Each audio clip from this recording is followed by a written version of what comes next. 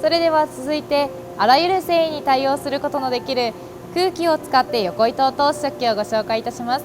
どうぞお進みくださいませ。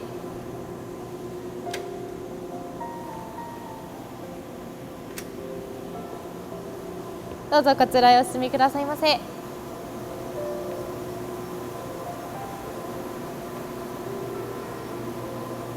ちらからご覧くださいませ。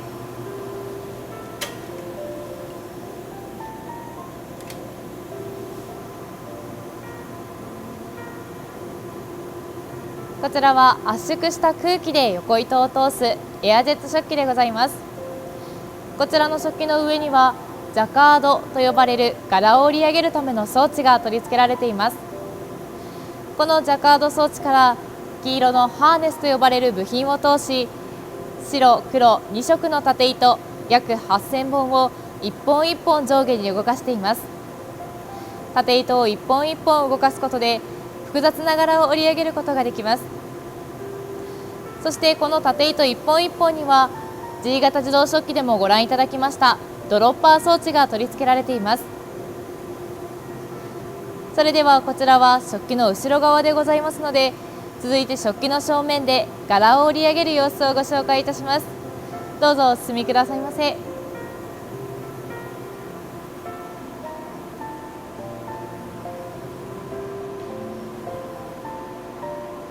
どうぞこちらへお進みくださいませ。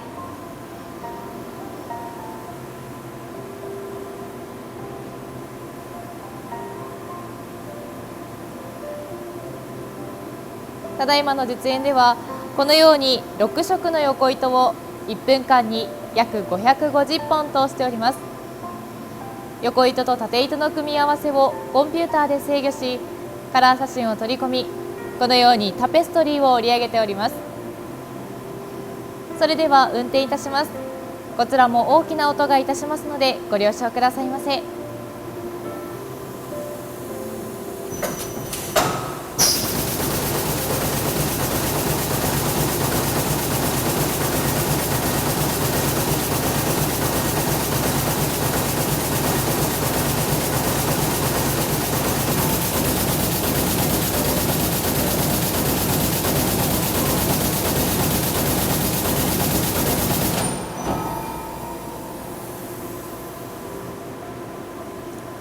こちらではこのように細かな柄の集合写真なども織り上げることができます。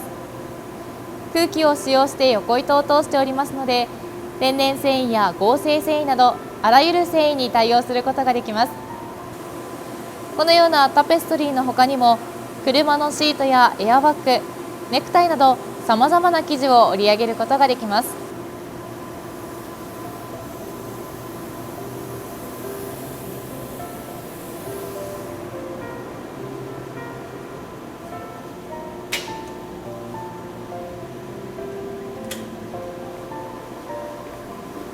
どうぞこちらへお進みくださいませ。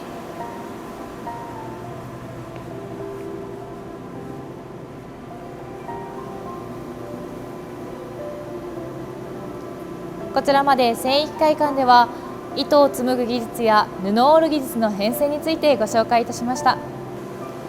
豊田佐吉の研究と創造の精神は今日のトヨタグループへと受け継がれております。当ガイドツアーではご紹介しきれなかった展示物も多数ございますので、ぜひ当館にご来館いただき、実際の音やスケールをご体感くださいませ。それでは以上でバーチャルガイドツアー繊維機械館編を終了させていただきます。ありがとうございました。